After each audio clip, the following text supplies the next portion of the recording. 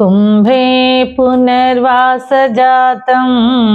केरले चोळपट्टणे कौस्तुभासं दराधीशं कुलशेखरम् आश्रये गुष्यते यस्य नगरे रङ्गयात्रा दिने दिने तमहं शिरसा वन्दे राजानां कुलशेखरम्। तापायभुजङ्गगारुडमणिः त्रैलोक्यरक्षामणिः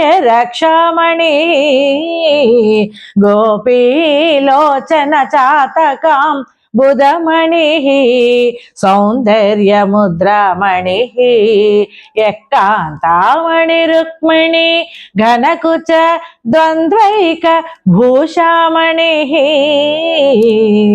श्रेयो देवशिखामणिः दिशतु नो गोपाल చూడామణిః।